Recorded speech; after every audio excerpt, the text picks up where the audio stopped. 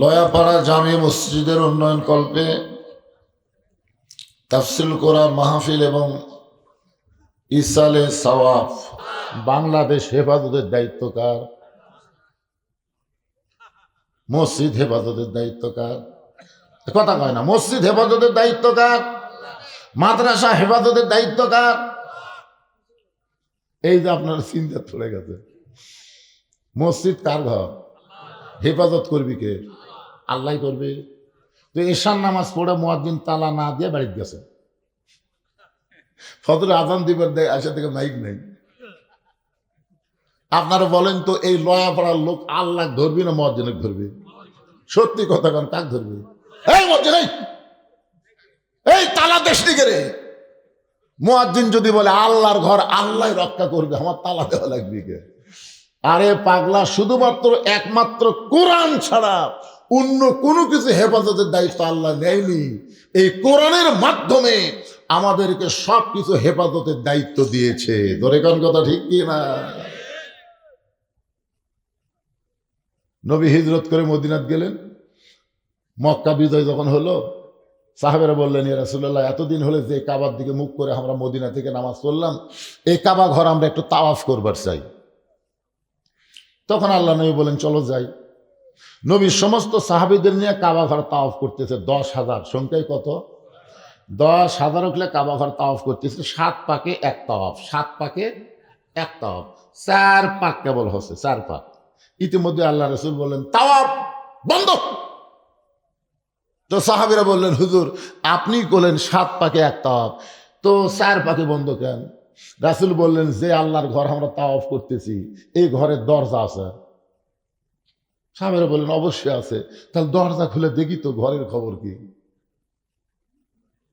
খালি তো ঘুরলি হবি না, আগে দেখা লাগবে না? নবী দরজা খুলে দেখে, বাবা রে, 360টা মূর্তি খালি ঝুলিয়া থসে। ওমর ফারুক বললেন, ইয়া রাসূলুল্লাহ, আল্লাহর ঘর আর সেই ঘরের মধ্যে মূর্তি, আল্লাহ কি করলো? কি মনে করে আল্লাহ কি করলো? আল্লাহ রাসূল বললেন, ওমর, ঘর আল্লাহর হতে পারে, আল্লাহ ওয়ালারা যদি আশেপাশে না থাকে, তাহলে আল্লাহর ঘরের মধ্যেও বকরি ঢুকবি, মুরগি ঢুকবি, ঢুকবি না? আমার এলাকায় মুয়াজ্জিন আযান দিচ্ছে, কোনো মানুষজন আসে না, এক আড়িয়া গরু দড়ি ছেড়ে ভাই ওই গোয়াল ঘর মনে করে মসজিদের মধ্যে ঢুকছে। মুয়াজ্জিন আযান বাদ দেয়, আড়িয়া ঘরে ঢুকলে আর আযান থাকে? এ কার গরু রে, কার গরু রে? গরুওয়ালা বাইরে থেকে বলতেছে, চাচা অবলা জানোয়ার, চাচা বোঝে না তাই ঢুকছে, আমি ঢুকছি। মানে এই শালা জানোয়ার জীবনেও ঢোকে না, ওই বোঝা জানোয়ার, আর এই গরু হচ্ছে অবলা জানোয়ার। মসজিদের উন্নয়ন কল্পে মাহফিল। মসজিদের উন্নয়ন মানে কি? মুসল্লি ওয়াজ দিয়ে হবে? সূরা মুলকের 2টা আয়াত আমি তেলাওয়াত করছি, হুজুর বুঝতেছে।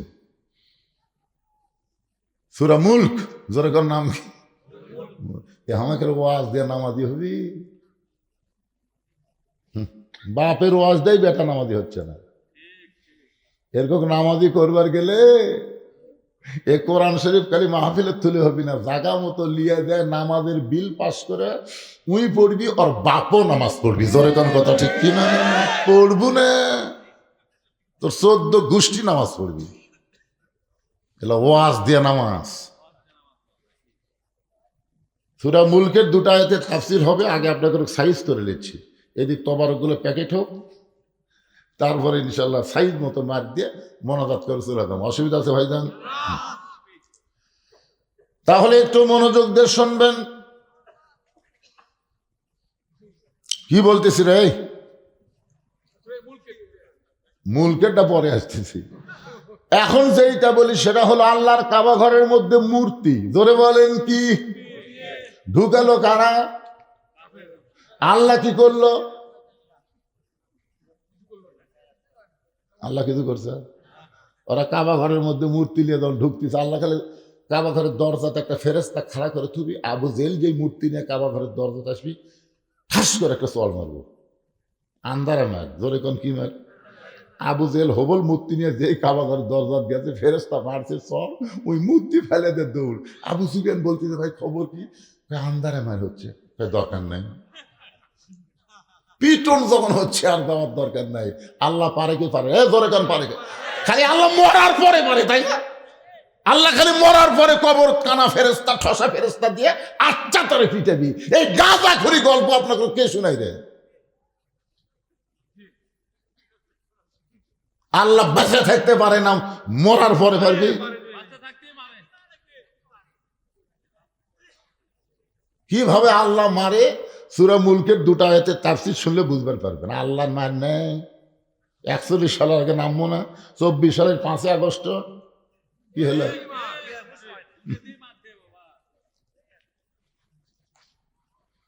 আল্লাহ রাসূল মূর্তিগুলো বের করলেন, বললেন পাহাড়ের সঙ্গে বাড়ি মারো, সাফা মারোয়া সবচাইতে নিকটে পাহাড়, মূর্তির পাও ধরো আর বাড়ি মারে চুরমার করে দাও।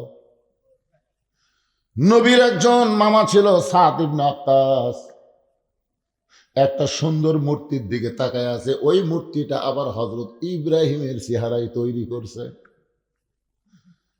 জাতির পিতা হযরত ইব্রাহিমের চেহারায় মূর্তিটা তৈরি করছে। নবীর মামা সেই মূর্তির দিকে তাকায় বলতেছে এটাই হলো ইব্রাহিম নবীর মূর্তি। নবী বললেন চাচা, মূর্তি ভাঙ্গার সময় দেওয়া যাবে, কিন্তু মূর্তি দেখার কোনো সুযোগ মুসলমানের নাই। 17.5 বছর হাসিনা আমাদের বাংলাদেশ মূর্তির দেশ বানাইছিল। জোরে কোন কথা ঠিক কিনা? 5ই আগস্টে যখন দেশটা স্বাধীন হলো, ওই মূর্তি ভাঙতে 10 ঘন্টাও লাগেনি। জোরে কোন কথা ঠিক কিনা? বাংলার মুসলমান বুঝা দিল আমরা মূর্তির না, আমরা হলাম আল্লাহর বান্দা।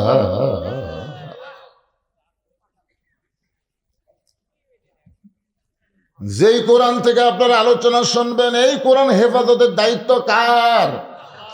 সেই কোরআনে আল্লাহ বললেন তাবারাকাল্লাযী বিয়াদিহিল মুলকু ওয়া হুয়া আলা কুল্লি শাইইন কাদির।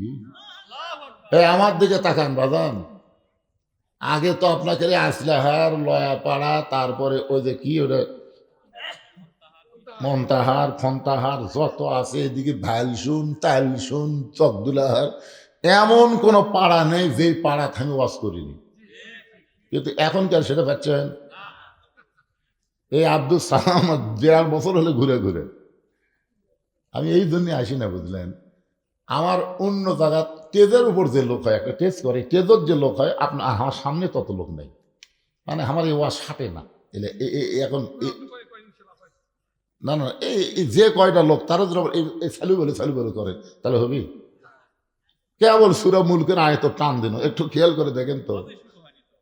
হ্যাঁ, 4 সালে গল্প মারতেছে, আমাদের 5 পিস 4 সালে গল্প মারতেছে।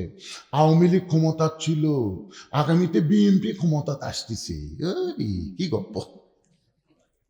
আর 5 পিস 4 সালে গল্প করতেছে 4-5 জন।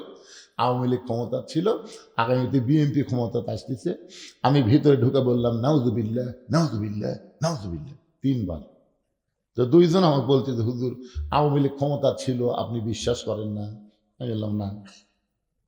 বিএনপি ক্ষমতা আসতেছে, এটাও আপনি বিশ্বাস করেন না? না। একজন কয় তাহলে কি আসবি? আওয়ামী লীগও ছিল না, বিএনপিও আসবি না, তাহলে কি আসবে? বললাম পাগলা, সব সময় যিনি ক্ষমতা তিনি হলেন আমার আল্লাহ।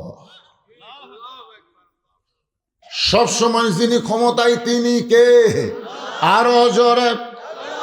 আওয়ামী লীগ ক্ষমতায় ছিল না, বিএনপিও ক্ষমতা আসবে না। আল্লাহ বলতেছেন ওয়া আলা কুল্লি শাইইন কাদির, প্রত্যেকটা বিষয়ের উপরে একমাত্র ক্ষমতা কার? এর এটি কি হচ্ছে রে ভাই? কি হচ্ছে? ঠিক আছে,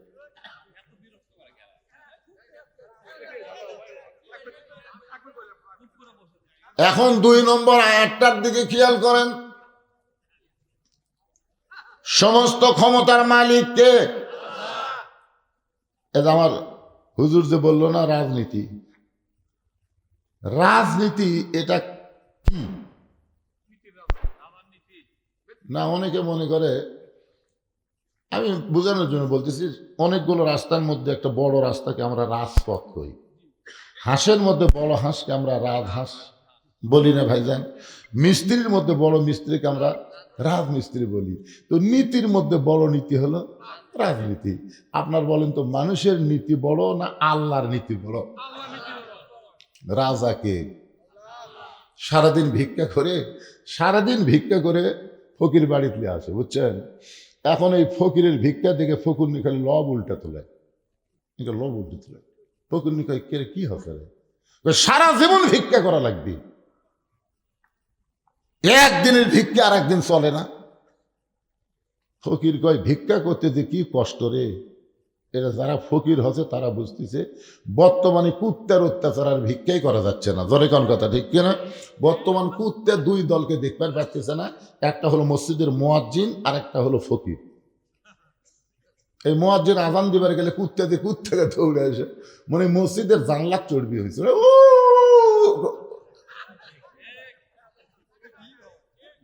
আর আমাদের গ্রামে এক ফকির কেবল ভিক্ষা করার কাছে ভাই এক কুত্তার দৌড়ে দেওয়ার ফকিরের ব্যাগত এমন হবে কামড় মারছে, ওই ব্যাগ ফেলে দিয়ে দৌড় চাউর সব মাটি সাথে মিশে।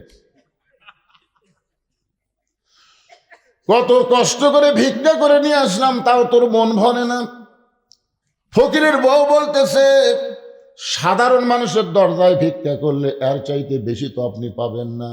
বেশি ভিক্ষা যদি পাওয়ার চান তাহলে বাদশাহ শাহজাহানের রাজ দরবারে যান। বাদশাহ শাহজাহানের রাজ দরবারে যান। বইয়ের বুদ্ধি শুনে ফকির পরের দিন বাদশাহ শাহজাহানের রাজ দরবারে গিয়ে দেখে রাজ দরবারের দরজায় বিশাল একটা দরজা। ওই দরজায় একজন দারোয়ান লাঠি নিয়ে দাঁড়ায় আছে। ফকির মনে মনে চিন্তা করে, কতদিন ভিক্ষা করলাম, এরকম লাঠিওয়ালা মানুষ তো দেখি নাই। তুমি কতদিন ভিক্ষা করছো সাধারণ দরজায়, আর আজকে ভিক্ষা করতে গেছো বাদশাহ শাহজাহানের রাজ দরবারের দরজায়। সব দরজা কি সমান? ফকির যখন বাদশাহ শাহজাহানের রাজ দরবারের দরজার দিকে পা বাড়ায়, এমন সময় দারোয়ান লাঠি তুলে বলতেছে, ফকির ভুল করিস না, এই দরজা দিয়ে বাদশাহ শাহজাহানের উজির নাজির মন্ত্রী যারা, আপনজন আত্মীয় যারা, তারাই শুধু প্রবেশ করতে পারে, তোর মতন ফকিরের প্রবেশ করার কোনো অধিকার নাই। ফকির মনে মনে চিন্তা করে, বউ বুদ্ধি দিছে রে, এখন কি করি? এমন সময় আল্লাহর কোরআন ফকিরের অন্তরের মধ্যে জাগরুক হয়েছে। ওয়াদউ ইলা সাবিলি রাব্বিকা বিল হিকমা মাউইযাতিন লিল হাসানা। জোরে কোন সুবহানাল্লাহ। আমি ভাঙ্গাচোরা ফকির মানুষ, ওই লাঠিওয়ালা দারোয়ানের সাথে পারবো? এখন হিকমত অবলম্বন করে ফকির এক দৌড়ে গিয়া দারোয়ানের দুইটা পা সাইফা ধরে বলতে, ভাই যান, আমি হলাম একজন ফকির ভাই, আমার চোখের পানি আপনার পাওয়াত ফেলাইয়া দিলাম। এমন সময় দারোয়ান ফকিরের হাত ধরে তুলে বলতেছে, তুইও যা আমিও তাই, তুই ভিক্ষা করে খাস আর আমি দরজা পাহারা দিয়ে খাই, আমাদের দুইজনের মধ্যে কোনো তফাৎ নাই। ফকির বলতেছে, তাহলে আমি একটু ভিতরে ঢুকবার চাই। দারোয়ান বলে, পাগল, এই দরজায় মনে করিস শেষ দরজা না, এরপর আরো 15টা দরজা আছে, প্রত্যেকটা দরজায় একটা করে দারোয়ান লাঠি নিয়ে দাঁড়িয়ে আছে। আমি যদি তোরে সাইরা দিই, পরের দারোয়ান তোরে পিটন দিবে। তুই কি পিটন খাবার চাস ভাই? বরং পিটন না খাইয়া তুই ফেরত চলে যা। ফকির বলতেছে, আপনি শুধু ছাড়েন, পরের দরজার দারোয়ান ছাড়বে কি ছাড়বে না সেটা আমার ব্যাপার। প্রথম দরজার দারোয়ান ঠাট্টা করে দরজা খুলে দিছে, পরের দরজার দারোয়ানের পিটন খায় বেটা এমনি ফেরত আসবে, এই মনে করে যখন দরজা ছাইড়া দেয়, ফকির ভিতরে ঢুকে দেখে 100 গজ দূরে আর একটা দরজায় দারোয়ান লাঠি নিয়ে দাঁড়ায় আছে। ফকিরকে দেখেই লাঠি করে বলতেছে, এই ফকির ঢুকলা কেমনি? কথার সাইজ দেখেন, এই ফকির ঢুকলা কেমনি? ফকির বলতেছে, কেমনে ঢুকলাম যদি জানবার চাও তাহলে প্রথম দরজার দারোয়ানের কাছে যাও। কেমনে ঢুকলাম যদি জানবার চাও তাহলে প্রথম দরজার দারোয়ানের কাছে যাও। ও আমার পরিচয় শুনে কাঁপতে কাঁপতে দরজা খুলে দিছে। এখন তুমি পরিচয় শুনবা না দরজা খুলবা? দারোয়ান মনে মনে চিন্তা করে, এর যদি পরিচয় না থাকতো তাহলে প্রথম দরজার দারোয়ান তো দরজা খুলতো না। ও যখন খুলে দিয়েছে, খামাকে আমি দরজা বন্ধ করে আমার চাকরি হেরাবার পারবো না। এর ঢপে ফকির হতে পারে, কিন্তু বেটা আসলে ফকির না। দ্বিতীয় দরজার দারোয়ান যখন দরজা খুলে দেয়, ফকির একই কায়দায় সমস্ত দারোয়ানের কাছ থেকে দরজা খুলে রাজ দরবারের মধ্যে প্রবেশ করেছে। ইমাম গাজ্জালি বলেন, রে দুনিয়ার মুসলমানেরা, প্রথম দরজায় যদি কলেমা নিয়ে তোমরা মোকাবেলা করতে পারো, ওই মৃত্যুর দরজায় মালাকুল মউত যখন জানটা কবজ করতে আসবে, এমন সময় কলেমা দিয়ে যদি মোকাবেলা করতে পারো, কবর বলো, মিজান বলো, হাসর বলো, পুলসিরাত বলো, আর কোন দরজায় তোমাদের আটকানো হবে না। সালামুন আলাইকুম তিবতুম ফাদখুলুহা খালিদিন। আল্লাহ জান্নাতের সব দরজা খুলে দিবে। তাহলে আমরা যারা আজকের মাহফিলে বসে আছি, আমাদের দুনিয়া থেকে বিদায় নেওয়ার প্রথম দরজার নাম কি? মৃত্যু। জোরে কার নাম কি? এই মৃত্যুর সময় আমাদের জবানে যেই জিনিসটা থাকতে হবে সেইটা হলো কলেমাতুত তাইয়্যিবা। সকলে বলেন, লা ইলাহা ইল্লাল্লাহু মুহাম্মাদুর রাসূলুল্লাহ। দেখে প্রধানমন্ত্রী আসতেছে, প্রধানমন্ত্রী ফকিরকে দেখে বলতেছে, ভাই মনে যান কষ্ট নিয়েন না, আপনার চেহারা ফকিরের মতন, কিন্তু এতগুলা দরজা পাড়ি দিয়ে ভিতরে যখন ঢুকছেন, আপনার ফকির মনে করতে আমার সন্দেহ হচ্ছে। আপনি কে ভাই? ফকির বলতেছে, তুই কে? আপনারা কোন এতগুলো দরজা পাড়ি দিয়ে তাই ভিতরে ঢুকছে, কারণ মশান বাড়িনি। এই তুই কে রে? আমি হলাম উজিরে আজম, প্রধানমন্ত্রী। ফকির বলতেছে, বাদশাহ শাহজাহানকে দেখছিস? যেই বলছে বাদশাহ শাহজাহানকে দেখছিস, প্রধানমন্ত্রী চমকে উঠছে। আমরা জীবনেও তার নাম ধরি না, সবাই বলি জাহাপনা সম্রাট। আর এই বেটা কয় বাদশাহ শাহজাহান। হতে পারে বাদশাহ শাহজাহান নিকটতম কেউ। জোড়হাত করে বলতেছে, বাবাজি আপনাকে চিনতে পারি নাই, আমার বেয়াদবি মাফ করবেন। ওই যে ছোট্ট ঘর, ওই ছোট্ট ঘরের মধ্যে বাদশাহ নামদার ঢুকছে। এবার ফকির ধীরে ধীরে ধীরে ওই ছোট্ট ঘরের দরজার কাছে গিয়ে দেখে দরজাখানা বন্ধ, একটা জানালার পাল্লা খোলা আছে। ওই পাল্লা দিয়ে ভিতর দিকে তাকায় দেখে গোটা ঘরের ভিতরে একটা মাত্র মানুষ, আর কোনো মানুষ নাই। এভাবে দুই হাত তোলে কান্দার বলে, বাদশাহ, ও বাদশার বাদশাহ, তোমার দরবারে আমি ফকির। ফকির জানলা দিয়ে তাকায় দেখে গোটা ঘরের মধ্যে কোনো মানুষ নাই, একজন মাত্র মানুষ। দুই হাত তোলে কান্দারে বলে, বাদশাহ, ও বাদশাহ, তোমার দরবারে আমি ফকির। ফকির মনে মনে কয়, বইয়ের বুদ্ধি শুনে আসলাম বাদশার কাছে।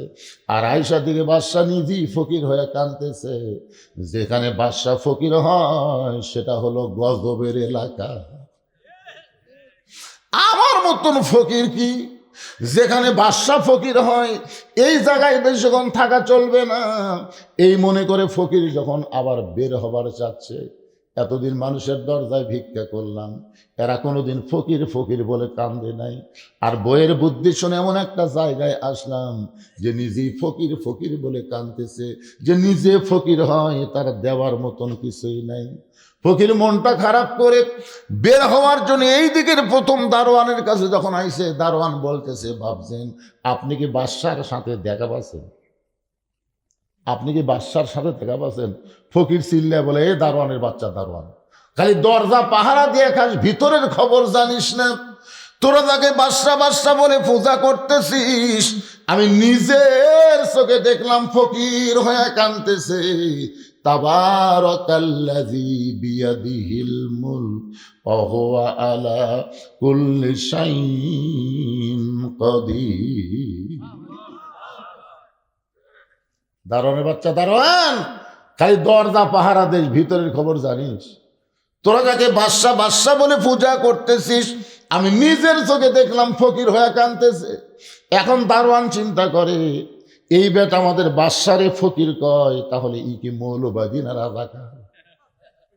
আজকে আল্লাহর কোরআনের রাজনীতির কথা বললে অনেকে বলবে এরা মৌলবাদী না হয় রাজাকার। ধরে কোন কথা ঠিক কিনা?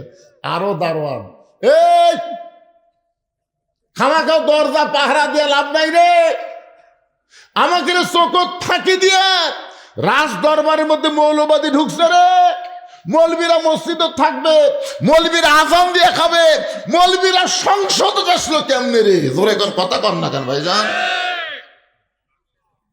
আমাকে চোখ ফাঁকি দিতে রে। খামাখা দরজা পাহারা দিয়ে লাভ নেই, সবাই আইন, সব দারোয়ান একত্র হয়ে কেউ ফকিরকে কিল মারে, কেউ ঘুষি মারে, কেউ লাত্তি মারে। ফকির চিল্লায় বলে, যতই মার মারিস না কেন, নিজের চোখে দেখা জিনিস মিথ্যা বলা যাবে না। বহু প্রস্তাব দিছিল নিজামী সাহেবকে, বহু প্রস্তাব দিছিল মতিউর রহমান নিজামী, মুজাহিদকে, আল্লামা সাইদি হুজুরকে বহু প্রস্তাব দিছিল যে আপনারা এই রাজনীতি বাদ দিয়ে ধর্মনীতি নিয়ে হুজুর হইয়া পিসাব হইয়া থাকেন। তখন আল্লামা সাইদি বলেছে, নিজের চোখে দেখা জিনিস, তাবারাকাল্লাযী বিয়াদিহিল মুলক, নিজের চোখে যারা দেখছে আল্লাহ ছাড়া কোনো বাদশা নাই, তারা দুনিয়ার মানুষকে বাদশা মানবে না। ধরে কোন কথা কন না কেন? এই যে আমার হুজুর বললেন না, মুসা নবী আল্লাহর তুর পর্বতে দাঁড়ায় আছে। এক সময় আল্লাহ বললেন, মুসা তোমার খবর কি? মুসা বলতেছে আলহামদুলিল্লাহ। তো মুসা বলতেছে, আল্লাহ আপনার খবর কি? এখন আল্লাহ কি করবি? তা আল্লাহ বলতেছে, মুসা আমার খবর যদি জানবার চাও তাহলে ফেরাউনের কাছে যাও। ফেরাউনের কাছে, কার কাছে যাও? ইযহাব ইলা ফিরাউন ইন্নাহু তাগা, যাও ফেরাউনের কাছে যাও, গেলি বুঝবে আমি আল্লাহ কেমন আছি। মুসা নবী চিন্তা করে, আল্লাহ কেমন আছে এটা দেখবার গেলে ফেরাউনের কাছে যাওয়া লাগবে, দেখি তো যাই। তা আল্লাহ কেমন আছে দেখবার গেছে, যায় দেখে ফেরাউন এরকম চেয়ারত বসে জিকির করতেছে, আনা রব্বুকুমুল আলা, আনা রব্বুকুমুল আলা, আনা রব্বুকুমুল আলা। কতগুলো শালারা জিকির করে না, আমার দয়াল বাবার দরবারেতে কেউ ফিরে না খালি হাতে। এই শালারাও যা, ফেরাউনও তাই। জোরে কথা কর না কেন ভাইজান? দয়াল বাবা কোনো কিছু দিবার পারবে না, যা দেওয়ার মালিক হচ্ছে আমার আল্লাহ। জোরে কথা কর না কেন?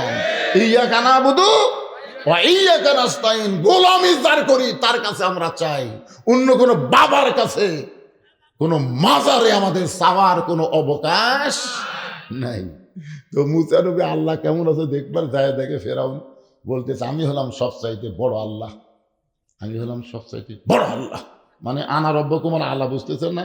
আমি হলাম সবচাইতে বড় আল্লাহ, আমি হলাম সবচাইতে বড় আল্লাহ। মুসা কয়, খেরি এখনই তুর পর্বতে কার সাথে কথা হলো? এখনই তুর পর্বতে যার সাথে কথা কলাম তিনি কে? আর ই কে? শোনেন, এই কোরআন শরীফ যখন আপনি দেখবেন না, কোরআন শরীফ দেখা আর তুর পর্বতে মুসা নবীর আল্লাহর সাথে কথা বলা একই কথা। জোরে কোন কথা ঠিক কিনা? এই কোরআন কার বাণী? তো মুসা নবী কার সাথে কথা কয়? তাহলে আমরা নিজেরাই কোরআন পড়তেছি।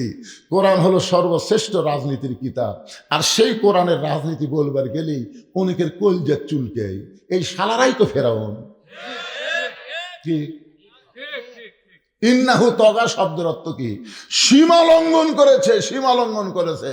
5 বছরের ভোট পাইয়া বিনা ভোটে 41 সাল পর্যন্ত থাকবার চাই, এলাই তো ফেরাউন। কথা কর না কেন ভাইজান? ফেরাউনকে সীমা লঙ্ঘন করছে। তগা শব্দের অর্থ কি? সীমা লঙ্ঘন করছে। এখন মুসলমান তুমি দাবি করবা, তুমি মুসলমানের দাবি করবা, আর বিসমিল্লাহির রহমানির রহিম দিয়ে বক্তব্য শুরু করবা, আর মানুষের সংবিধান, মানুষের আইন নিয়ে কথা বলবা। তুমি বিসমিল্লাহ যতই বলো, ওই বিসমিল্লাহ দিয়ে তুমি ফেরাউনি ঢাকতে পারবা না। জোরে কোন কথা, কথা কন না কেন ভাইজান? একটু মনোযোগ দিয়ে আমার কথাগুলো শুনবেন। সমস্ত দারোয়ান একত্র হয়ে ফকিরকে কেউ কিল মারে, কেউ লাত্তি মারে। ফকির চিল্লায় বলে, আরো মার, আরো মার। দারোয়ান গুলো কয়, কে রে? এক আমরা মারতেছি, আরো মার। ফকির বলতেছে, মারিয়া মারিয়া আমার সাইজ কর, কারণ আমার মধ্যে ভেজাল ঢুকছে। সোনার মধ্যে যখন ভেজাল ঢোকে, বুঝলেন, সোনার দাম কম না বেশি?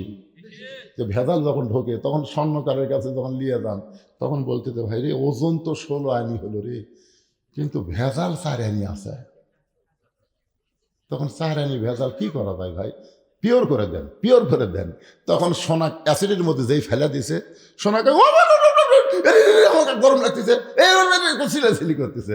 স্বর্ণকার চিল্লাস কে? চিল্লাস করে? অ্যাসিডের বাপেরও ক্ষমতা নাই তোকে পুড়াবার পরে।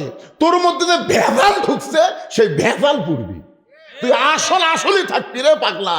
তোকে অ্যাসিডের ক্ষমতা নাই তোকে পুড়াবার পারে, বরং তোর মধ্যে যে ভেজাল আছে, ওই ভেজাল সাফ করবার গেলে তোকে একটু তাপ লাগবি। জোরে কোন কথা ঠিক কি নাই? কিন্তু তোর কোনো ক্ষতি অ্যাসিডের বাপেরও ক্ষমতা নাই করতে পারে। একে সোনা পিওর করে বার করে, তখন আবার সোনা লোহার পাতের উপর থুয়ে হাতুড়ি দিয়ে মারতেছে, বুঝলেন, গয়না বানাবি। সোনাকে আবার মারেন, একবার অ্যাসিড পুড়লেন, আবার মারতেছে। তার মানে স্বর্ণকার কয়, পাগলা, একটু পিটন না খালি তোর দাম বাড়বি। তুই খালি সোনার দলা হয়ে থাকবে, তো কে নিবি রে? তো পিঠে পিঠে গহনা বানাচ্ছি পাগলা, যত পিটন খাবি ততই দাম বাড়বি। 15.5 বছর বাংলার মুসলমানের মধ্যে ভেজাল ঢুকেছিল, হাসিনে অ্যাসিড দিয়ে পরিষ্কার হয়ে গেছে। এখন আবার আগামী 12ই ফেব্রুয়ারিতে হাতুড়ি পিটায় পিটায় আমাদের দাম বাড়াতে হবে। জোরে কোন কথা ঠিক কিনা?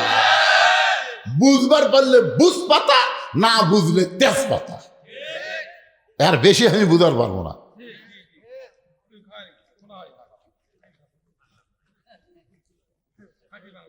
একটু মনোযোগ দিয়ে কথাগুলো শুনবেন। সমস্ত দারোয়ানেরা ফকিরকে মারতেছে। ফকির বলতে, যতই মার মার, নিজের চোখে দেখা জিনিস মিথ্যা বলা যাবে না। আপনার বলেন তো, নিজের চোখে দেখলে ইমান বাড়ে না কমে? ফকির জানলা দিয়ে ভিতরে কি দেখছে? হ্যাঁ, এরা খালি পিটতে চোখে হামাকের বাসা, তুই ফকির কোষ, ওকে মার। নিজের চোখে দেখা জিনিস মিথ্যা বলা যাবে না। নিজের চোখে দেখলাম, তাবারাকাল্লাযী বিয়াদিহিল মুলকু ওয়া হুয়া আলা কুল্লি শাইইন কাদির। কিছুক্ষণ পরে বাদশা শাহজাহানের আসরের নামাজ শেষ। আসরের নামাজ শেষ করে সে বলতেছে, রে দারোয়ানেরা, কারে মারতেছো, কেন মারতেছো? দারোয়ানগুলো বলে, যাবো না, আমরা শুধু মারতেছি, আপনি শুনলে তো মেরেই ফেলবেন। আমরা শুধু কিল ঘুষি মারতেছি, কিন্তু আপনি শুনলে তো মারেই ফেলবেন। বাদশা শাহজাহান বলে, লোকটা কি অপরাধ করেছে? দারোয়ানগুলো বলতেছে, যাবো না। এই লোকটা বলতেছে, আপনি নাকি ফকির হয়ে গেছেন, আপনি নাকি বাদশা নাই, আপনি নাকি ফকির হয়ে গেছেন। সম্রাট শাহজাহান দৌড়ে এসে ফকিরের টুটি চাইপা ধরে বলে, এই ফকির, তুই কি জানিস না আমি মোগল সম্রাট শাহজাহান? ফকির বলতেছে, এটাই তো জানতাম, এটাই তো জানতাম, মোগল সম্রাট শাহজাহান। শাহজাহান বলতেছে, জানতাম কি? জানতাম হলো অতীতকাল, বর্তমান আমি মোগল সম্রাট শাহজাহান। জানতাম মানে কি? অতীতকাল না, জানতাম।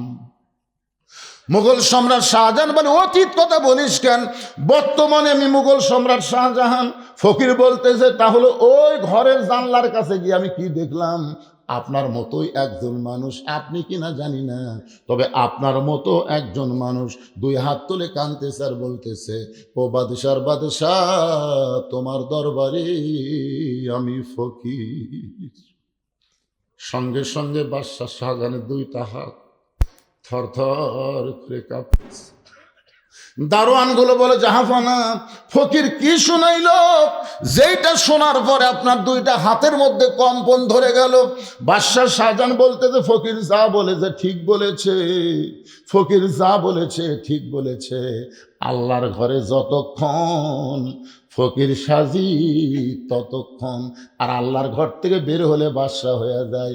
বর্তমানে বাংলাদেশে মানুষের আইন চলার কারণে আল্লাহর ঘরে যতক্ষণ ফকির সাজি ততক্ষণ, আল্লাহর ঘর থেকে যখন বার হয়ে যায় তখন যার মনি তাই। জোরে কোন কথা ঠিক? এসপি সাহেব দেখে সামনে একটা কাতার ফাঁকা আছে, ভাই একজন মুসল্লি হলি কাতার পুরো হবি। এসপি কয়েকের আর একটা মুসল্লি নাই। তখন তাকা দেখে দরজা ফকির খাড়া, চৌকিদার খাড়া হয়ে আছে। এসপি ডাকতেছে, চৌকিদার আয়। চৌকিদার বলে, না স্যার আপনি এসপি, আমি চৌকিদার। এসপি বলতেছে, পাগলা ওটা বাইরের কথা, তুই চৌকিদার আমি এসপি, ওটা হলো বাইরের কথা, ভিতরের কথা, আমরা দুই ভাই। বলে বিশ্বাস করে চৌকিদার। এসপি নিজে জায়গা ছাড়া যায় চৌকিদারের হাত, এই তোর ডাকি তুই যাস না, তাই না লিয়া সর কাছে খাড়া করছে। চৌকিদার এসপির আধার পিছনে খাড়া হচ্ছে।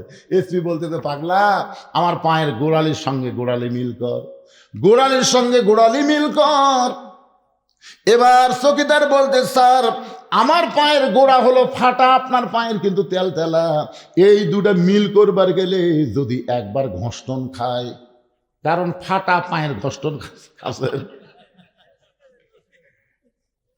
যে স্বামীর পা ফেটে গেছে, একই কম্বলের মধ্যে যদি স্বামী স্ত্রী ঘুমাই, বুঝলেন, যদি পায়ের ফাটা একবার বইয়ের পাঁচ লাগে, বউ চেতন পায়ে কবি মহারণা মাপ দিলাম ল্যাপ পাল্টাও, মানে এত ধার, বুঝলেন। এখন চৌকিদারের পা এসপির পা লাগালাগি হয়ে গেছে নামাজের মধ্যে।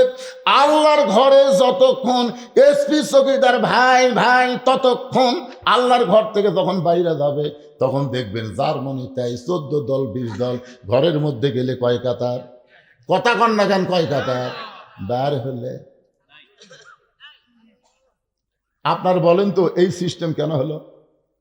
এই সিস্টেম হওয়ার কারণ হলো, আমার দিকে খেয়াল করেন, লিয়াবলুয়াকুম আইয়ুকুম আহসানু আমালান ওয়া হুয়াল আজিজুল গফুর। আল্লাহু আকবার। আপনি যদি কোনো আওয়ামী লীগকে জিজ্ঞাসা করেন এই লয়াপাড়ার এই মসজিদ কার ঘর, বিএনপি যদি জিজ্ঞাসা করেন কার ঘর, জামাত, তবলিগ, যারা নামাজ পড়ে না, দেখছেন, মানে সব দলের মুসলমান মসজিদ যে আল্লাহ, এটা এক বাক্যে স্বীকার করে। যদি আপনি বলেন ভাইজান এই পুকুর কার, এই জমি কার, না না তা কবি না তো, এই জমি আলাদা, তার নাম কবি, তখনকার আল্লাহর কবি। মসজিদের ব্যাপারে সবাই এক বাক্যে আল্লাহ।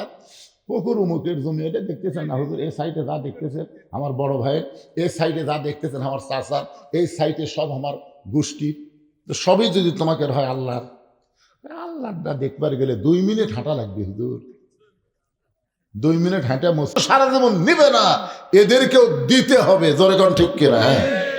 এখন আসে যেই কথা বলতেছিলাম, আল্লাহ বলতেছেন মৃত্যুর হায়াতকে আমি সৃষ্টি করেছি পরীক্ষা করার জন্যে। জোরে কোন কিসের জন্যে? এখানে যত মানুষ আমরা বসে আছি, যতই নড়াচড়া করি, যতই উঠবস করি, যতই আনসান করি, একটু নিজের বুকে হাত দিয়ে আপনি দাঁড়িয়ে বলেন তো হুজুর, এ লয়াপাড়ায় সবচাইতে আমার বাড়ি হলো নিকটে, আমি বাড়িতে যাবার পার বই। দৌড়াদৌড়ি তো ভালোই করতেছেন। আপনাদের মধ্যে একজন খালি ডাঁডিয়া বুকত হাত দিয়ে একটা থাবা দেবেন, থাবাতে বলবেন হুজুর আমার বাড়ি সবচাইতে নিকটে, আমি বাড়ি যাবার পার বই। এইরকম কথা বলার সাহস আছে? তার মানে বোঝা গেল আমাদের সবচাইতে নিকটতম যেই জিনিস তার নাম হলো মৃত্যু। জোরে বলেন নাম কি? এই জন্য আল্লাহ আগে খলাকাল মাউতা, আগে মৃত্যুর কথা বলেছেন, তারপরে ওয়াল হায়াতা, হায়াতের কথা বলেছেন। এরপরে আল্লাহ বলতেছেন লিয়াবলুয়াকুম, তোমাদেরকে পরীক্ষা করা হবে, আইয়ুকুম আহসানু আমালা, সুন্দর আমলের পরীক্ষা করা হবে। এখন আপনাদের কাছে আমি জানতে চাই, সুন্দর আমল করতে গেলে সুন্দর একটা পরিবেশের দরকার আছে না নাই? নবুয়তের 10ম বৎসরে আল্লাহ তাআলা নবীকে সবচাইতে সুন্দর জিনিসটা দিলেন লাইলাতুল মেরাজে, যার চাইতে সুন্দর। কিন্তু এই নামাজ কিন্তু এটা বুড়া মানুষের ইবাদত না। এটা 7 বছর থেকে তালিম দেওয়া লাগবে, 10 বছর থেকে জোর করে নামাজ ধরার লাগবে। সরকারি চাকরি যেমন সব বয়সে হয় না, নামাজও সব বয়সে হয় না। যৌবনকালে নামাজ পড়েনি, বুড়া বয়সে ওই সিয়ারলে মসজিদে গেছে, এবারে সিয়ার কেন, হাঁটু টাটু আর ঠিক মতো চলে না হুজুর। তো যৌবন বয়সে কি করছো, ওই তখন পড়িনি। তো বুড়া বয়সে নামাজের দরকার আছে।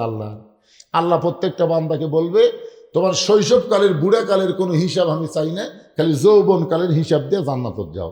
তুই যৌবনে নামাজই পড়েনি, তো ওর অবস্থা কি? ওই বুড়া বয়সে নামাজ ধরছে, বুড়া বয়সে। একটু মনোযোগ দিয়ে শুনবেন। আল্লাহ বললেন, হাবিব, মক্কাতে আপনি হলেন ইমাম, আর আবু জেহেল হলো নেতা।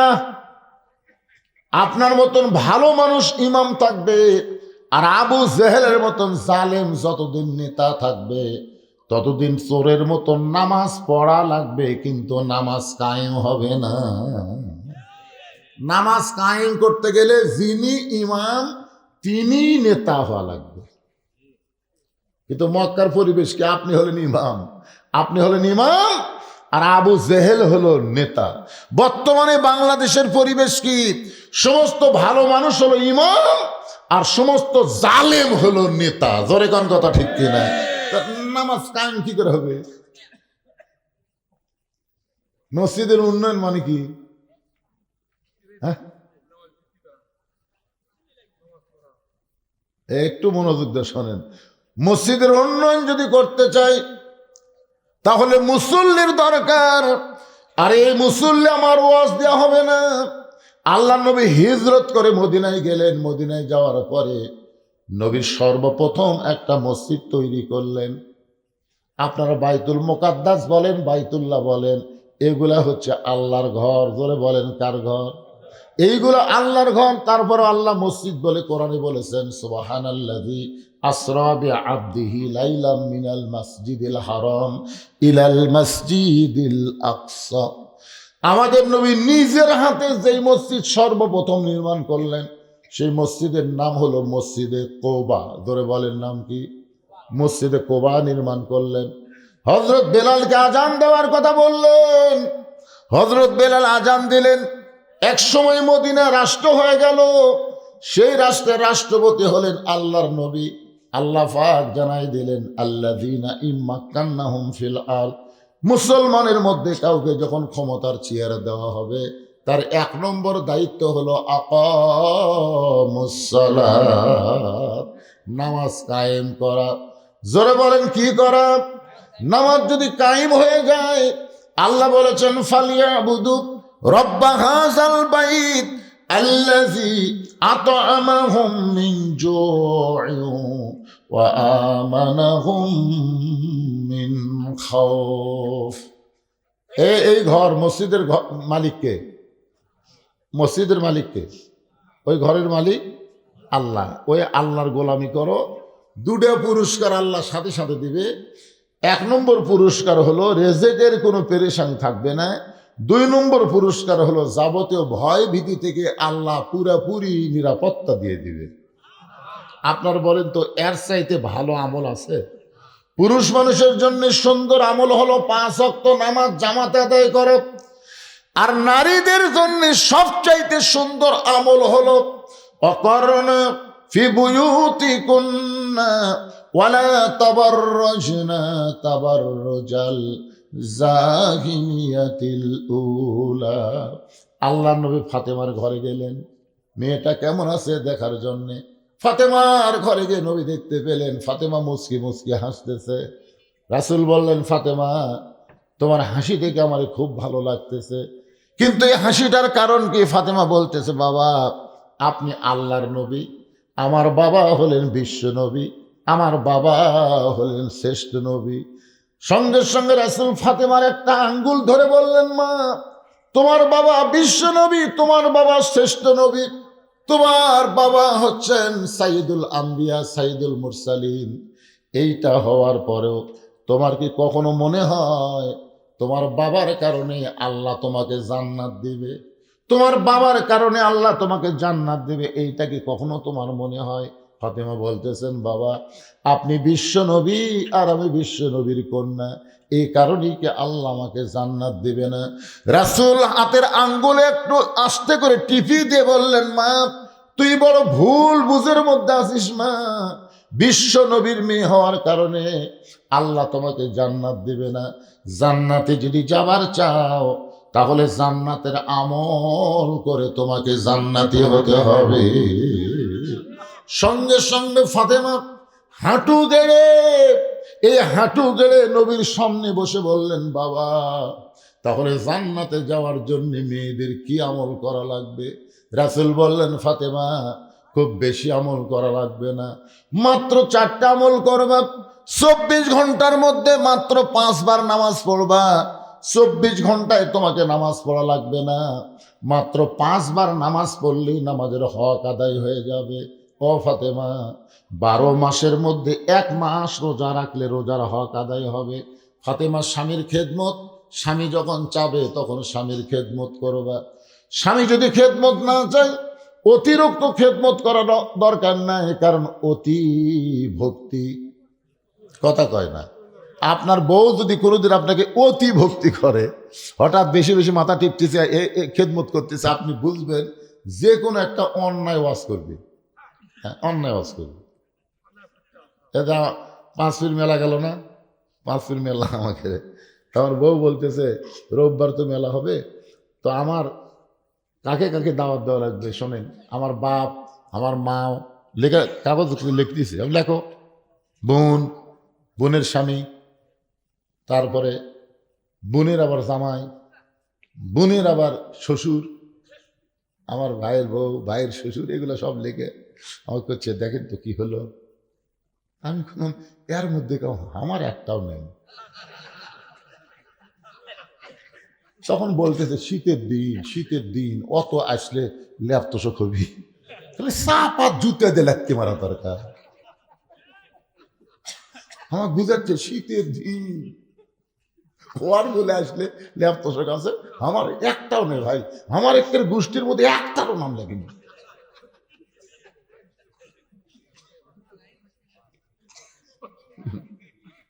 কি মনে করতেছেন প্রত্যেক ঘরে ঘরে এই বিপদ আছে না নাই? ধরে খানা মারে ও মা, স্বামীর অতিরিক্ত খেদমত করলেই বুঝবেন হয় আপনার বাপের বিরুদ্ধে, না হয় আপনার মায়ের বিরুদ্ধে বাস করবে, তাছাড়া আপনার কপাল টিভিকে। আল্লাহ রাসূল বললেন, ফাতেমা মেয়েদের সবচাইতে গুরুত্বপূর্ণ ইবাদত হলো পর্দা করা। ও ফাতেমা পর্দার কোনো ওয়াক্ত নাই, পর্দা হলো সব সময় ফরজ। সঙ্গে সঙ্গে ফাতেমার কাছে একটা ওড়না ছিল, ওই ওড়নাটা নবীর মেয়ে ফাতেমা মাথার উপর দিয়ে ঘোমটা দিয়ে বললেন, বাবা এখন দেখেন তো আমার পর্দা হয়েছে কিনা। আল্লাহ রাসূল বলে, ফাতেমা এইভাবে পর্দার মধ্যে যদি সব সময় থাকতে পারো তাহলে আল্লাহ তাআলা তোমাকে মহব্বত করবে। ফাতেমা বললেন, এই মুহূর্তেই আমি পর্দার মধ্যে ঢুকে গেলাম, আপনাকে সাক্ষী রেখে আল্লাহর কাছে ওয়াদা করলাম আমি জীবন যতদিন বাঁচব ততদিন পর্দা হারা হব না। সঙ্গে সঙ্গে আল্লাহ নবী বললেন, আমিন। নবী আমিন বলার কয়েক সপ্তাহ পরে এক সময় আল্লাহ নবীকে বললেন, হাবিব আপনার মেয়ে ফাতেমার কাছে পর্দার ওয়াজ করার কারণে ফাতেমা পর্দা আমল করেছে, আর আমল করার কারণে ফাতেমার রেজাল্ট কি আপনি জানেন? রাসূল বলে, আল্লাহ আমি কেমনি জানবো?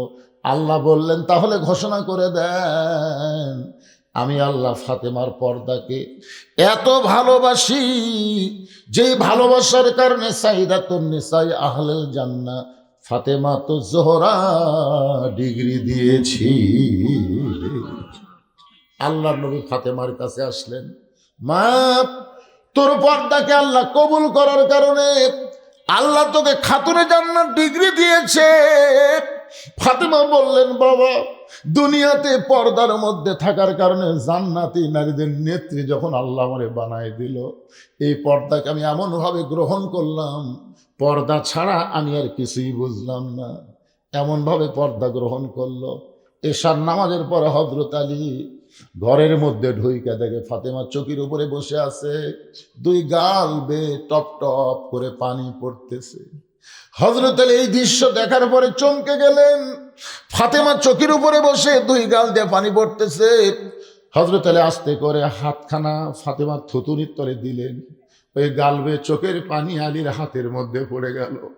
আলী বলে, ফাতেমা কি দুঃখ তোমার, এই রাতে তুমি এমন করে কেন কাঁদতেছো? ফাতেমা বলে, স্বামী গো, এই কান্না দুঃখের কান্না নয়, এই কান্না হলো আমার জীবনের আনন্দের কান্না।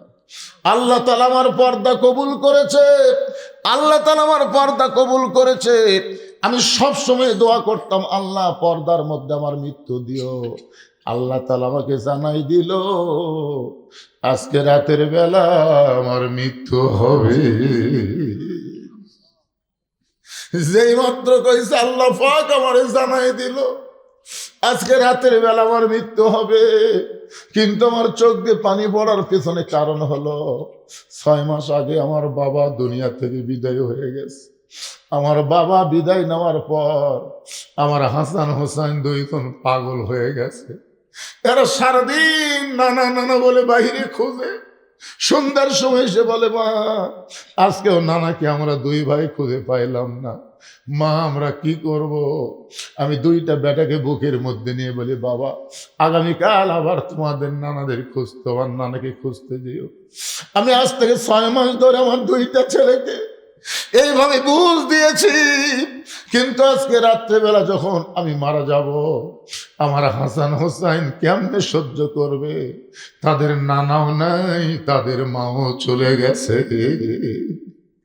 আলী বলতে, তো ফাতেমা তাহলে আমার কি করতে হবে? ফাতেমা বলে, স্বামী গো, আপনি আমার মাথায় হাত দেওয়া আদা দেন। আমার হাসান হোসেন যতদিন বুঝতে না পারবে ততদিন আপনি দ্বিতীয় কোনো বিবাহ করবেন না। আমার দুইটা ছেলেকে দুই পাশে নিয়ে আপনি ঘুমাবেন, আমার দুইটা বাচ্চাকে দুই পাশে নিয়ে আপনি ঘুমায় যাবেন। ওগো স্বামী, আজকে রাত্রেবেলা আমার মৃত্যু হবে। আমি মরার আগে আপনার কাছে 3টা জিনিস চাইতেছি। 1 নম্বর চাওয়া হলো আমাকে দাফন করবেন রাতের বেলায়। দিনের বেলায় কবর দিলে আমার পর্দার খেলাফ হবে, আমাকে রাতের বেলায় আপনি দাফন করবেন। আমার 2 নম্বর চাওয়া হলো আমার জানাজার ব্যবস্থা আপনি করবেন না। দুনিয়ার মানুষকে, মেয়ে মানুষের জানাজার ব্যবস্থার জন্য বলার দরকার নেই, কারণ হাজার হাজার মানুষ যদি বলে ফাতেমা ভালো, আর আপনি যদি বলেন ভালো না, এই ফাতেমার 1 তিল পরিমাণ লাভ হবে না। আর দুনিয়ার तमाम মানুষ যদি বলে ফাতেমা খারাপ, আর আপনি যদি বলেন ফাতেমা ভালো, এক স্বামীর সার্টিফিকেটে ফাতেমার 8টা জান্নাতের দরজা খুলে গেল। ওগো স্বামী, আমার লাশটা খাটনিতে তুলবেন না, কারণ আমি হিসাব করে দেখলাম আমার খাটনি কান্দে নেওয়ার মতন 4 জন পুরুষ দুনিয়াতে নেই। আমার বাবা যদি দুনিয়াতে থাকতো, মরা মেয়ের লাশের খাটনি বাবা কান্দে নিবার পারতো। আমার হাসান হোসেন যদি বড় হইতো, মায়ের লাশের খাটনি কান্দে নিবার পারতো। ওগো স্বামী, ওই জান্নাতুল বাকির পূর্ব কোণায় সবুজ রঙের একটা বাতি জ্বলবে, ওই বাতি বরাবর আপনি আমাকে দাফন করবেন। আমার কবর খুঁড়তে যদি আপনার কষ্ট হয়, তাহলে আপনার একান্ত বন্ধু যদি কেউ থাকে দুনিয়ায়, তারে বলবেন সে যেন গোপনে কবরটা খনন করে দেয়। আবু যর গিফারি কবর খনন করে দিয়ে চলে গেছে।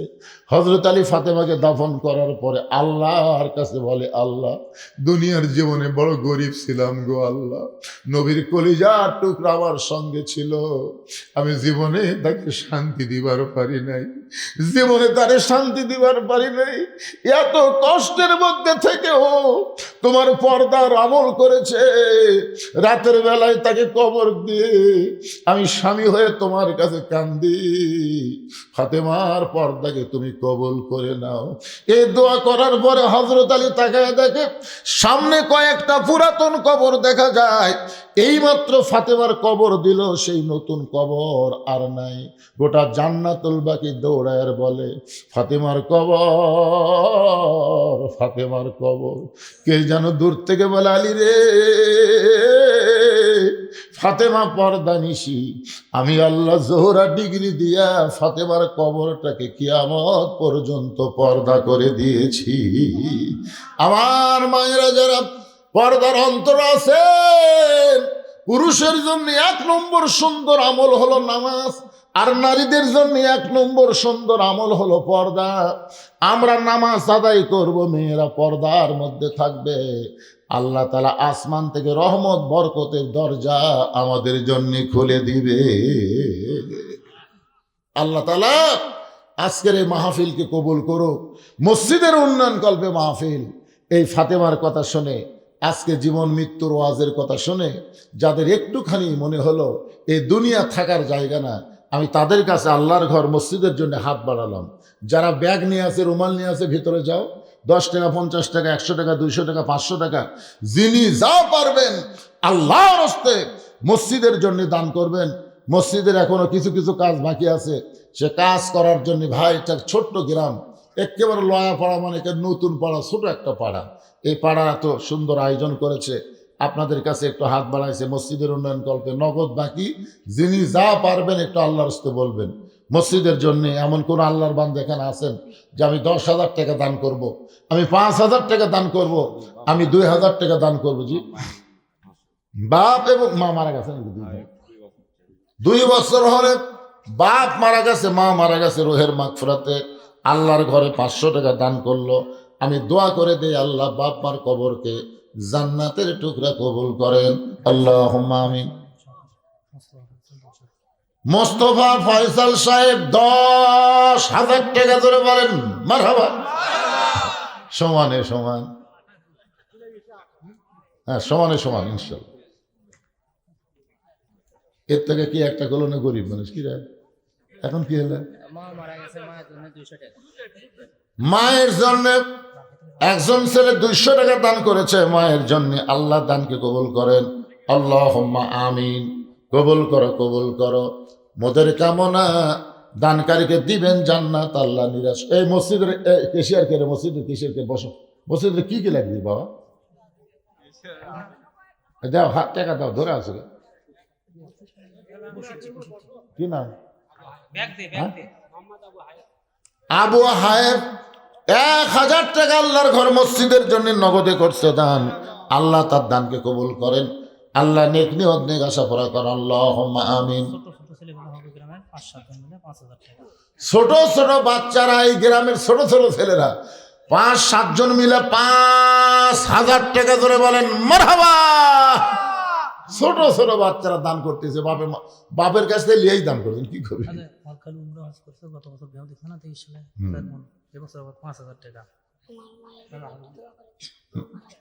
তোর মা মারা গেছে, কানে কানে বলতে, দেখেন মুখটা দেখেন। আরে মায়ের মতো আপন কেহ নাই রে দুনিয়ায়। মা মারা গেছে, আমরা দোয়া করি আল্লাহ মাকে জান্নাতবাসী। বলছি তো ব্যাগলে ঢুকবার বলছি ভাই। আল্লাহ তোমার একজন বান্দা 100 টাকা দান করেছে, আল্লাহ কবুল করেন। কি নাম আপনার? আব্দুর রহমান। মা বাবার রোহের মাগফিরাতে 5,000 টাকা ধরে বলেন মারহাবা। লিল্লাহ তাকবীর। হ্যাঁ, মামুন দাদির রোহের মাগফিরাতে মামুন 2,000 টাকা দান করবে। আল্লাহ মামুনের দানকে আল্লাহ আপনি কবুল করেন, আল্লাহুম্মা আমিন। আব্দুর রাজ্জাক প্রবাসী 5,000 টাকা দান করেছে। আল্লাহ আব্দুর রাজ্জাক যেখানেই থাক ভালো থাক, কামাই যেন আল্লাহ বরকত দেয়, ধরে কোন আমিন। এইবার একটা তকবির দেওয়া লাগে ভাই, ফাটাফাটি তকবির, গলা আগে খাকারেন। লয়াপাড়ার যুব সমাজের পক্ষ থেকে আগামী বছর ইসালে সব তবারকের জন্য একটা গরু, জোরে কোন মারহাবা। এগুলো জাতা কথা কেরে এ ভিতর আই বাবা ময়না কুড়ি থেকে কথা কয় রে ময়না রে ভিতর আই বাবা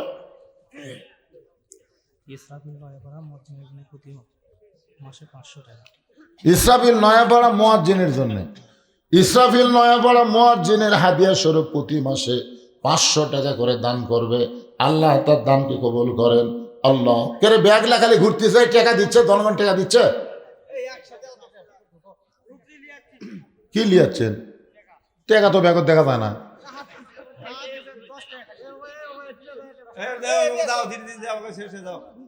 টাকা হাতত ধরে লিয়ে আছে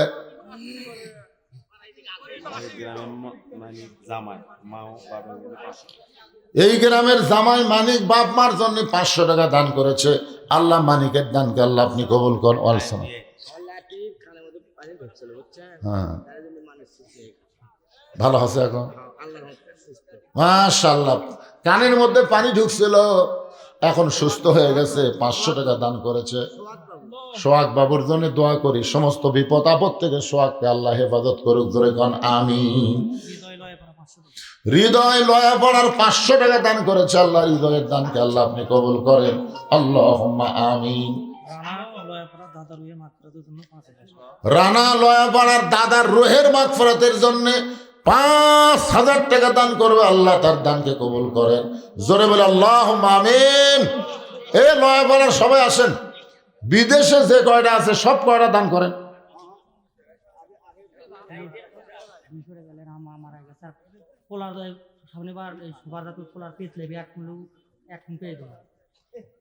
কি মরদ রে মা মারা গেছে মায়ের রুহের মাগফিরাতে টাকা দিল আবার আগামী বছর এই পোলা পাকাতে যত পেজ লাগুক 1 মণ লাগুক আর 10 মণ লাগুক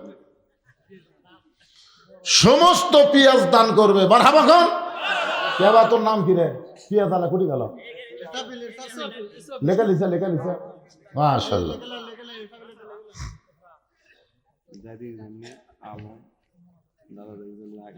দাদা দাদির জন্য যোগ্য নাতি আলম 1000 টাকা দান করেছে আল্লাহ দাদা নাতির কবরকে জান্নাতের টুকরা বানায় দেন আল্লাহুম্মা আমিন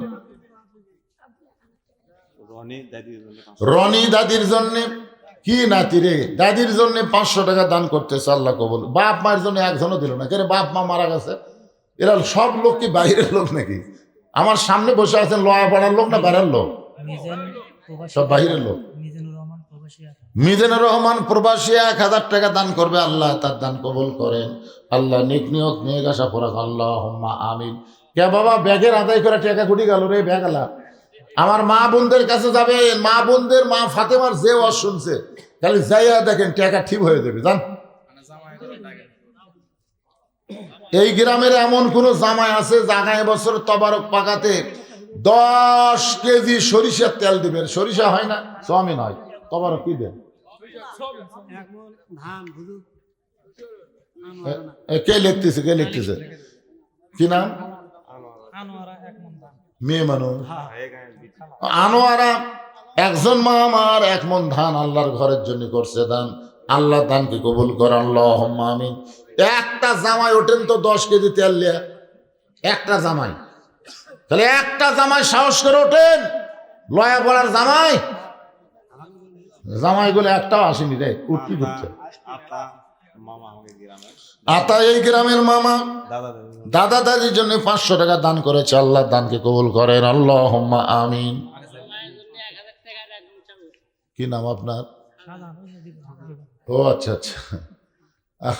আলিমদের এত ভালোবাসে প্রাণ ভরা খাওয়ানোর পরে কয় হুজুর মায়ের জন্য দান করল 1000 টাকা আর 1 মণ চাউল জোরে কোন মারহাবা আল্লাহ মায়ের কবরকে জান্নাতের টুকরা বানায় দেন ভাস্তি নাম কি ভাস্তি সাবিনা আমার মা 5000 টাকা দান করেছে আল্লাহ মা সাবিনের দানকে কবুল করে মা খাদিজার সঙ্গে আল্লাহ যেন জান্নাত দেয় জোরে কোন আমিন জোরে বলে আল্লাহুম্মা আমিন মা বাবার রুহের মাগফিরাতে আব্দুল করিম 500 টাকা দান করবে আব্দুল করিমের দানকে আল্লাহ আপনি কবুল করেন আল্লাহুম্মা আমিন এ তাবারক নিয়ে আসেন আস্তে আস্তে তাবারক নিয়ে আসেন, এই কেদের দিকে নিয়ে আসেন। জামাই একটাও নেই, ধর্ম করতে গেলে। হ্যাঁ তুমি পেঁয়াজ দিবে, আবার তেলও দিবে। মাশাআল্লাহ, সমস্ত পেঁয়াজ দিল, আবার 5 কেজি তেল। মারহাবা করে কম। দেখতেছি একটা জামাই ওঠে না, জামাই নাকি রে? বেল্লাল হোসেন লয়া বলার 1 মণ ধান করবে দান। বেল্লালের দানকে আল্লাহ আপনি কবুল করেন, আল্লাহুম্মা আমিন। একটা জামাই ওঠেন তো আমি দোয়া করে দেবো, হযরত আলীর আছে, আল্লাহ নবীর জামাইয়ের সঙ্গে যেন আল্লাহ জান্নাত দেয়। হ্যাঁ সেটা কি আবার কলে মনে নেই তো। আচ্ছা আচ্ছা,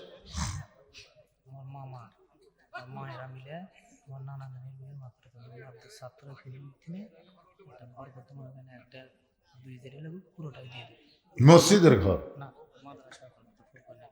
একটা ফোরকা নিয়ে ঘর তৈরি করতে আব্দুল সাত্তার পরিবারের পক্ষ থেকে 1 লাখ লাগুক, 1.5 লাখ লাগুক আর 2 লাখ লাগুক, একটা মাদ্রাসা তৈরি করে দিবে। জোরে কোন মারহাবা। কারণ গ্রামে একটা ফোরকা নিয়ে মাদ্রাসা থাকলে লাভ না লস। মাশাআল্লাহ, বিশাল দান। আমরা প্রাণ করে তাদের জন্য দোয়া করবো, আল্লাহ এই নবীর ঘর বানিয়ে দেওয়ার নিয়ত করার কারণে আল্লাহ যেন তাদেরকে জান্নাতে একটা ঘর দিয়ে দেয়। সবাই বলে আল্লাহুম্মা আমিন। এই গ্রামের আব্দুল হান্নান 1 মণ ধান দান করেছে, আল্লাহ তার দানকে কবুল করেন, আল্লাহুম্মা আমিন। আচ্ছা, যে ব্যাগ যে আদায় করলো সে ব্যাগ করে গেল, ব্যাগ আর কেউ দিবেন?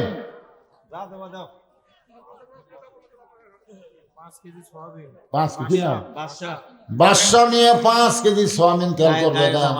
এই একটা জামাই পাওয়া গেছে, দেখ মাশাআল্লাহ। এই গ্রামের জামাই বাদশা মিয়া 5 কেজি তেল দান করেছে, আল্লাহ কবুল করেন। মা বাবার জন্য মোজাম্মেল হোসেন 500 টাকা নগদ, বাকি 1 মণ ধান করলো দান। আল্লাহ মা বাবার কবরকে জান্নাতের টুকরা বানান। জোরে বলে আমিন।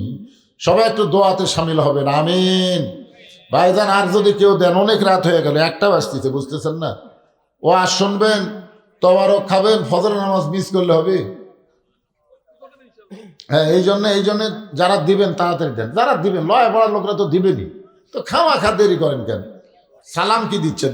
সালাম আব্দুল সালামের নাম লেখা পড়ছে,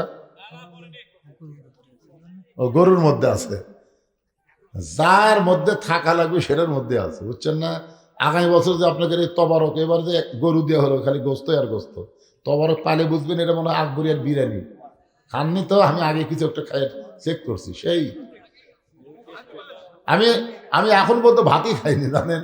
আপনাকে লয়া পড়া ভাত খাইনি, তবারকের গন্ধ শুনে আমাদের কি লোভ হলো। আমি কেন বাবা আমাকে একটু দেও তো, আমি খাই।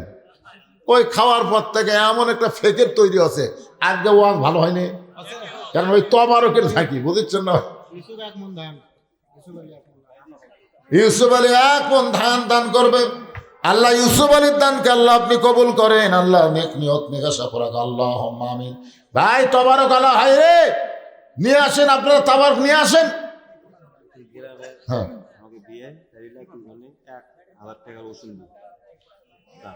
মানে গ্রামের বিয়াই, এই গ্রামের বিয়াই লাতির জন্য, তবারকের জন্য 1000 টাকার যত রসুন লাগবে রসুন দিয়ে দেবে ইনশাল্লাহ, আল্লাহ কবুল করেন। প্রধান অতিথির পক্ষ থেকে মানে ওপর থাকলে ঘোষণা দেন। প্রধান অতিথির পক্ষ থেকে আগে দিছে 10, আবার দিল 12, 2, তাহলে হয়ে গেল 12। জোরে বলেন মারহাবা। প্রধান অতিথি মোশাররফ ভাই 12,000 টাকা। হেরে দাঁড়ি বললা, তোমরা 2000 দাও, আজকে 2টা লেই পিটাপিটি হোক, দেখা যাক কি হয়। না না, এমনি কইলাম, ওটা বাড়াবাড়ির দরকার নেই। আল্লাহ যাক যেমন দেওয়ার সামর্থ্য দিবে তেমনই দিবে। জোরে কোনো কথা ঠিক কিনা? এটা চাঁদা না ভাই, দান। দান অন্তর থেকে হয়। আল্লাহ সবাইকে দান করার তৌফিক দে। সবাই ইস্তেগফার পড়েন, আস্তাগফিরুল্লাহ রব্বি মিন কুল্লি জামবি ওয়া তুবু।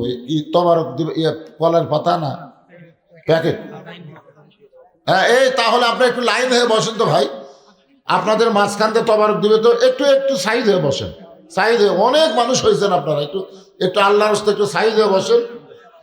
একজন 50 টাকা দান করছে, আল্লাহ কবুল করেন।